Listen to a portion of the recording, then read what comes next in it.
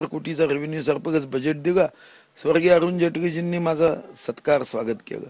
अरे आम्ही त्यापैकी लोक आहोत. आम्ही काही पदासाठी काम करणारे कार्यकर्ते थोडी आहोत की पदासाठी काम करायचं. आमचं काम नेहमी आहे, तेरा वैभव अमर रहे मा हमदीन चार रहे ना. नाराज नाही. नाराज असतो तर मी पार्टी कार्यालयात कशा गाग असतो. हा, मी सभागृहात गेलो नाही याचं साधं कारण आहे की महाराष्ट्राच्या कानाकोपऱ्यातून लोक भेटायला येत आहे. तर मला वाटतं की त्यांची भेट ही निश्चितपणे आपल्याला सुद्धा एक नवचैतन्य देणारी असते. आज इथं अनेक जिल्ह्यातून लोक येत आहेत, विविध संघटनेचे लोक येत आहेत. मी अप्रत्यक्ष ज्यांची कामं केली ती लोक की तुम्ही आमच्या संघटनेचं हे काम केलं, तुम्ही आम्हाला हा न्याय दिला. शिवभक्तांचे फोन येत आहे, काही शिवभक्त भेटायला आले. ते म्हणाले की आम्ही कोणा पक्षाचे नाही आहोत पण शिवभक्त म्हणून आम्ही तुमच्यासोबत आहोत, एका शिवभक्तासोबत. तर मला वाटतं की हे शब्द जे आहे हे शब्द आपल्याला यापेक्षाही जास्त काम करण्याची प्रेरणा देतात, ऊर्जा देतात. मुख्यमंत्री देवेंद्र फडणवीस असे म्हणाले की माझी सुधीर मुनगंटीवार यांची फोनवर दीर्घ वेळ चर्चा झाली आहे. काय सांगा? नाही, दीर्घ चर्चा म्हणाले नसतील ते. 15 तारखेला जेव्हा शपथविधी होता तेव्हा त्यांचा फोन आला की तुमचं यादीत नाव नाही, पक्ष म्हणून काही नवीन जबाबदारी द्यायचा विचार असू शकतो. माझा त्यांच्यावर पूर्ण विश्वास आहे. कोणतं पद मिळू शकतो तुम्हाला? अरे मग माहीत कसं असेल हो.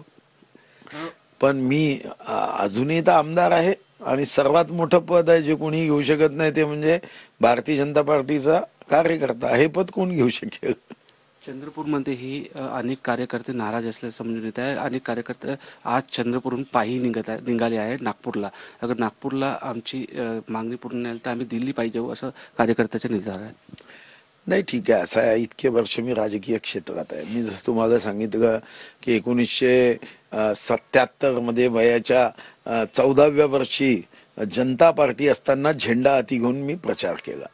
मला 1980 मध्ये मी एका टप्पर अँबॅसेडर गाडीमध्ये बसून माईकवर मी पक्षाचा प्रचार केला. आता या असंख्य कालावधीमध्ये अनेक कार्यकर्ते भेटतात आणि प्रेमाने जोडले जातात, त्यांच्या भावना असतात.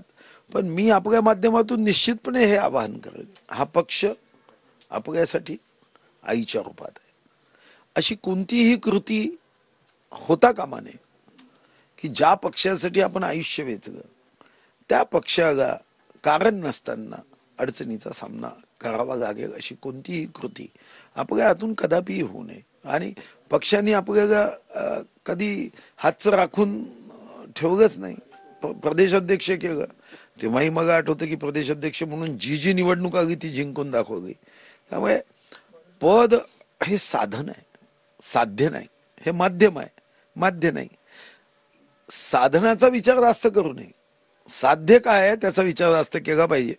आणि त्या दृष्टीने निश्चितपणे आमदार म्हणूनही मी माझं काम हे पूर्ण शक्तीने करत राहील. कार्यकर्त्यांना एवढंच आव्हान आहे, प्रेम आहे, प्रेमापोटी तुम्हाला वाटणं स्वाभाविक आहे. पण अशी कोणतीही कृती करू नये ज्याच्यानी तुम्हालाही मानसिक शारीरिक त्रास होईल आणि पक्षाच्या संदर्भात प्रश्नचिन्ह निर्माण होईल. अशी कोणतीही कृती कधीच होता कामा नये. आज कोणत्या नेत्यासोबत आपली भेट होणार आहे का?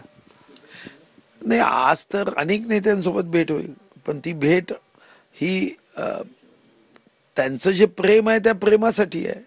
भेट काही पदासाठी नाही आहे की मला पद पाहिजे, मला पद पाहिजे.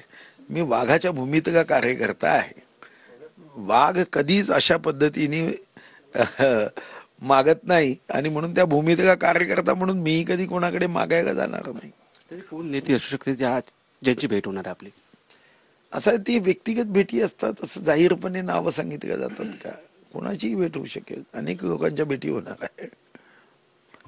तर हे होते सुधीर मुनगंटीवार. कॅमेरामॅन रोहन पवारसह मी निलेश डहाट, TV9 मराठी, नागपूर.